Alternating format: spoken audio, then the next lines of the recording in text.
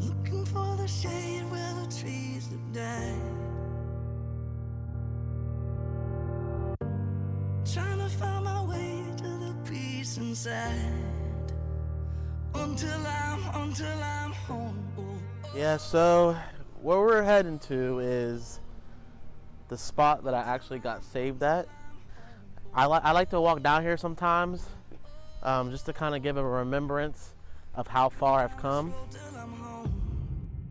Please take the things that bring hurt, grief. They told me greed won't bring worth. I heard that, never learned. I grew up here. This is my apartment complex. I've been here since I was like 10.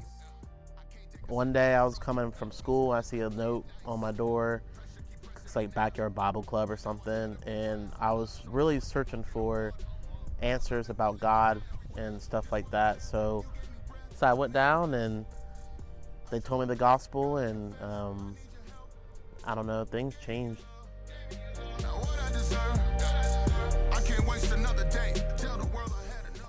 Personally, childhood was kind of hard. My father wasn't there my whole life. I really wanted my father in my life, at a very young age. When people would ask, like, where's your dad, or things like that, I'd just be like, oh, I just don't have one. And so I struggled with, like, my identity, if I could perform on the court or not was, a big issue with me. And if I didn't perform well, if I didn't hear the cheers, my self-worth just went down the drain. I didn't put my faith and identity in Christ that I should have. Got a debt that I can't pay. Deserve that. College was definitely a time where I grew the most. The biggest challenge in college, for me personally, was girls. I felt like if I didn't have this woman or that woman or that woman, that I wasn't nothing. No matter people I would date, I couldn't satisfy the desire at all. It wasn't finally until I told God, like, all right, I need you to be my source of joy and my source of satisfaction. Ever since then, I just found a joy that I can't express. And then with college, I started understanding the word. I wanted to be in the world all the time. There was good and bad, but at the end, God used every single one, whether it was a good or bad experience, for His purpose and glory. So I'm satisfied, and I would not change anything about my experience. I wouldn't change one thing.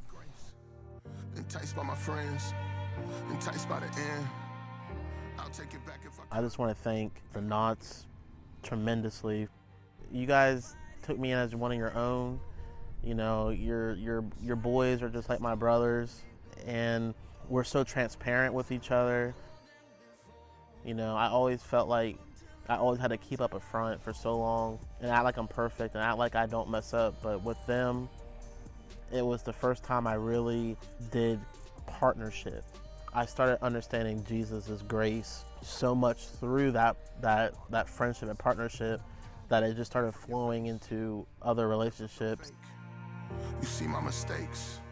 I just want to thank Sean and Marsha McConnell. I call you guys at least 3 times a week. And without you guys, I wouldn't be where I'm at, and I love you guys so much. I also want to thank the Sandlins too, because without you guys, I wouldn't even be saved. Without Gretchen's willingness to come to my complex and share the gospel and to be who she is, I don't know if I ever even would have found Jesus, to be honest with you. And you've always supported me. You never gave up on me. Church isn't just church to me, and we're a huge family. And I also just feel like I'm the next generation of people in the church, and I want to take my mantle up, so I'm constantly learning from people within the church. So again, church, thank you for everything, and this is my home.